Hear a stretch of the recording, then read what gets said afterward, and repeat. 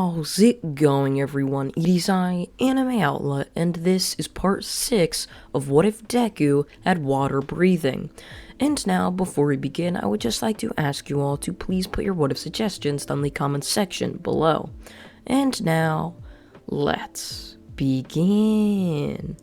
As All Might's fist was flailing on towards Class 1A, all of a sudden he would plant his foot before saying fourth form, blooming flame, as fire would come out of nowhere, spinning in a circle, as All Might used his hand to use this in a circular motion, as all of a sudden Tezuka would appear out of nowhere, slashing down with his sword, however it would be blocked by this fourth form. As Tezuka would jump back, he would look on in surprise. Ah, All Might, I didn't know you had a breathing style, Izuku would say, as All Might would only laugh. I'm the #1 hero, of course, what do you expect? I've been training with it for around 5 years now.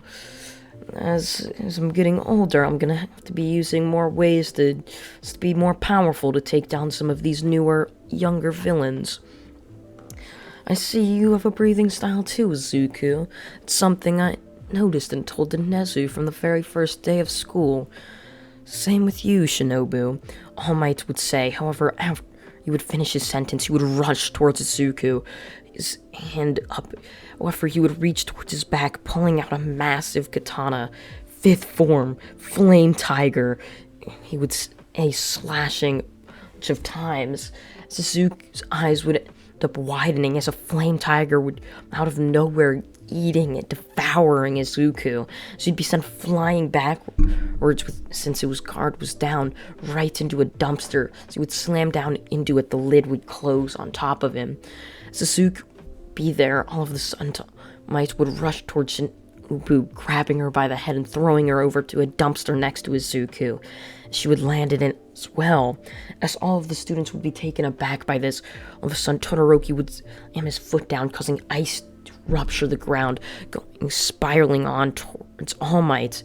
As this would be happening, all of this, and All Might would shatter the ice. However, a flame attack would appear right behind him. As All Might would see this, he would turn his head before violently planting his foot, launching himself forward, right past Todoroki. First form, unknowing fire, All Might would say, slashing with his katana right down towards the back of Todoroki's neck. However, it was a weak slash as to not hurt Todoroki. As it would hit the back of Todoroki's neck, his head would violently jerk back before he would fall down to the ground, completely unconscious. As Todoroki falling onto the ground, All Might would look around, looking for the rest of the class. However, they had all ran, just wondering where they could hide, as All Might had just given them the boundaries, being the local forest around them, and All Might had to hunt them down to go find them. However, before All Might could do any of that, Izuku would end up appearing out of the dumpster along with Shinobu, with both of their katanas in hand. I'm not gonna go down that easily, Izuku would say, sprinting towards All Might. However, All Might would reach down, grabbing dirt, throwing it into both Izuku and Shinobu's faces. As All Might did this, he would then run away right back into the forest, where he would then hunt down, one by one, each one of Izuku's classmates, going down, picking them off with ease. Every time up finding one, would knock them out cleanly. As this would be happening, Izuku and Shinobu would look throughout the forest, wondering where that All Might had just happened to go. It was quite the elusive one, and they were pretty much just wandering around at this point. The forest was quite big after all. It wasn't massive, but it was quite huge.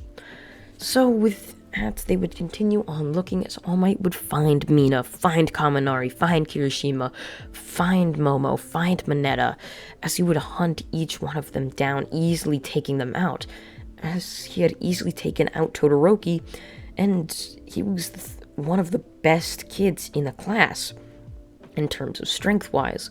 So it really just shows how much leaps and bounds All Might is ahead of everyone else.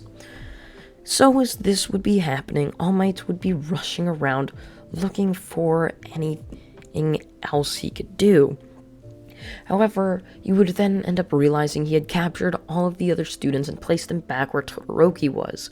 And since he had done this, he would go back to the middle, waiting for the last two to finally show up, both Shinobu and Zuko. As All Might would be waiting, the two would end up walking in as All Might would end up smiling. "Good. You two finally arrived. I've been waiting for you," All Might would say with a smile and smirk on his face, as Zuko and Shinobu would both look at him, before both of them would jump 20 feet apart, with each of their swords gripped tightly in their hands. They would walk in circles around All Might, making sure not to bump into each other, making sure that he basically knew he was stuck, he was cornered, he wasn't going to be able to get out of there. However, All Might didn't really care what they were going to do. All Might knew he was going to easily be able to beat them. So, as Zuko charged, All Might would charge as well. As All Might would end up staring on, looking towards Zuko, end up putting his katana into the air. As he would end up saying third form, blazing universe, he would say, as he would slash his sword right down onto Izuku. However, Izuku would dodge this, sliding under, slashing the leg of All Might, causing All Might to recoil a little bit, reaching down to grab his leg. Right as he would do this, he would end up feeling a presence from above him, as Shinobu would appear right above him, with her sword flailing, spinning in her hand, before she would end up jabbing on towards All Might, who would narrowly miss it, very tinily getting cut right by her blade, as All Might would end up jumping, diving backwards, before catching his breath. "Whew, you two are quite the fast ones.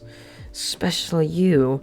Quite the elusive one you are, Zuko," All Might would say, eyeing him, making sure not to lose his sight on Shinobu either.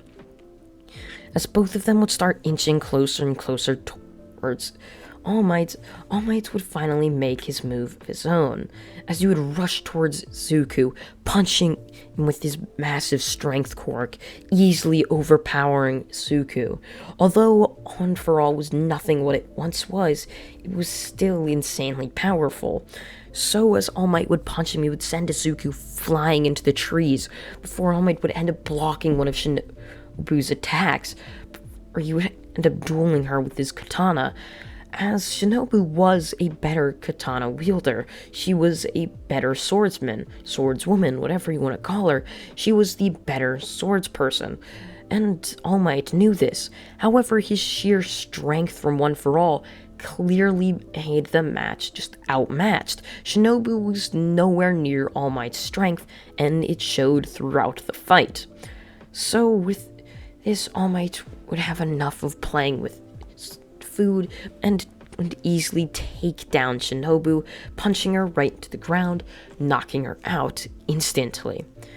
After this, everyone would be transported to Recovery Girl's office, where they would then just be made sure they were okay, didn't have any injuries, before they would end up going home. We now cut forward a massive time leap, 5 months, with All Might training all of the students every single day, just making sure that they were the strongest they absolutely could be, making sure that every day they were going home just tired and barely could move. And so another big move by UA was the building of dorms. After 2 attacks on one of the first months of school, Nezu finally just decided it's probably safer just to put dorms on campus and up security, and so that would end up happening. Since they are now halfway into the school year, it would finally end up being time to take UA internships. Now, there was going to be multiple internships throughout the year. These were the pre-internships, where they wouldn't really go out to fight villains all too much. They were really just going to be staying on the sidelines with a clipboard and pen and paper. They were going to be watching, learning with experience. However, they are going to be there. So they have to know some of the safety regarding that, even though they still are going to be there, and depending on who they internship with, is going to let them fight or not. And so, in one of UA's gyms, an internship just thing would end up being held, where the students of Class 1A get to go around showing off their different types of quirks and abilities, just to the people that might be wanting to contact them with an internship know exactly what these people's powers just happen to be. So, as Izuku would go around showing his water breathing, showing a couple of moves, as Shinobu would do the same, they would end up getting an invite from All Might's agency, who wasn't there. Really, it was only a private invite, as All Might wanted to train them even more in the art of breathing. Even though Izuku and Shinobu both had been learning breathing for longer than All Might, having done it when he was older and a lot stronger, had gotten more progress very quickly, easily catching up to their level of experience, since both of them had started training when they were a lot younger. So with that, we now end up seeing both Izuku and Shinobu walking into All Might's agency. Good morning, you two. It's nice to meet you.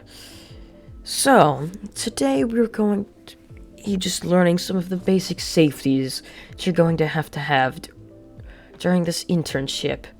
If you see a villain, I'm not saying don't fight it, but if you end up breaking away from me and you don't think you can just take down this villain on your own, run. There's no harm in being cowardly, as your own safety is very much important to me. Unless you feel otherwise, if multiple civilians are possibly going to get killed if you happen to run away, that's really your choice to call, as it's really going to be up to the moment for you. So, anyways, now the basic safety is out of the way, we can now begin with this internship.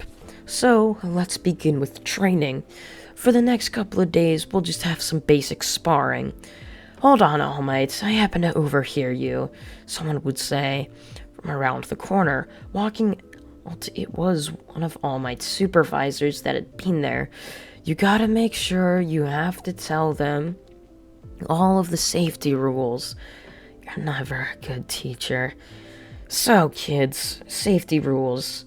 If you get injured, that's fine. We'll take care of all of the hospital bills, since it's our responsibility to take care of you for the next week.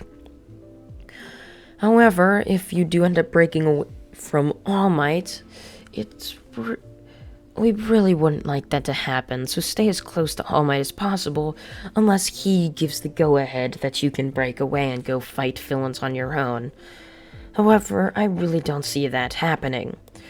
As we now cut to see Izuku and Shinobu both sparring All Might in the All Might's agency gym, as they would be sparring using their breathing styles, but mostly their katanas, as All Might wouldn't be allowed to use their quirk, since the other two were quirkless as well.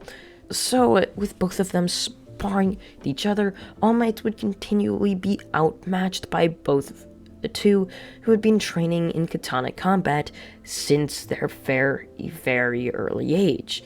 So it was really just unfair for All Might at that point. He really had no chance of winning.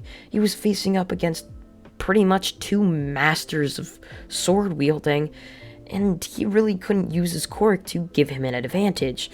Well, he was also going up against 2-on-1 as well, for a little bit of All Might's credit. We now end up cutting back to remember that supervisor of All Might that said he didn't see All Might giving the go-ahead for both Shinobu and Izuku who go off and run off on their own, finding some villains.